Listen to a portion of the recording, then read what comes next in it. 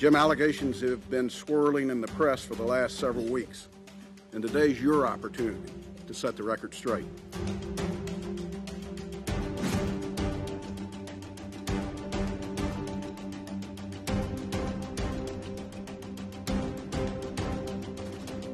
I understood that I served at the pleasure of the president.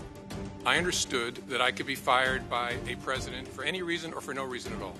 Then the explanations, the shifting explanations, they confused me because the president and I had had multiple conversations about my job, both before and after he took office. And he had repeatedly told me I was doing a great job and he hoped I would stay.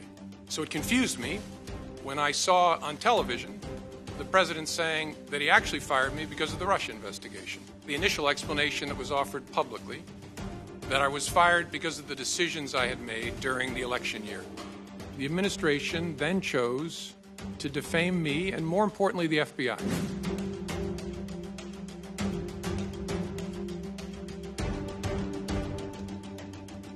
Was your decision influenced by the Attorney General's tarmac meeting with the former President Bill Clinton? Yes, in a ultimately conclusive way. That was the thing that capped it for me, that I had to do something separately to protect the credibility of the investigation. At one point, the Attorney General had directed me not to call it an investigation, but instead to call it a matter.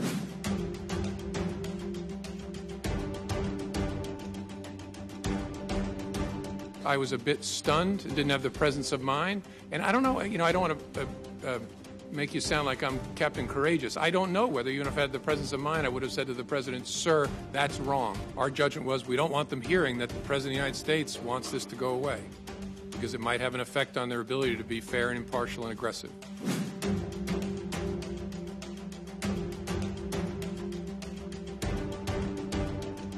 The circumstances, the subject matter, and the person I was interacting with. I was alone with the President of the United States, or the President-elect, soon to be President. The subject matter, I was talking about matters that touch on the FBI's core responsibility and that relate to the President-elect personally. And then the nature of the person. I was honestly concerned that he might lie about the nature of our meeting. I knew that there might come a day when I would need a record of what had happened, not just to defend myself, but to defend the FBI. Really just a gut feel laying on top of all of that, that it's going to be important to protect this organization, that I make records of this.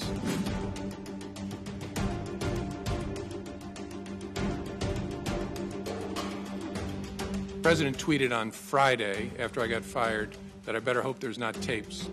I woke up in the middle of the night on Monday night, because it didn't dawn on me originally, that there might be corroboration for our conversation. There might be a tape.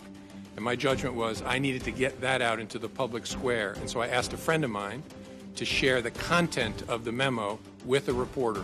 Didn't do it myself for a variety of reasons. I was playing in my mind, what should my response be? And that's why I very carefully chose the words. And look, I've seen the tweet about tapes. Lordy, I hope there are tapes.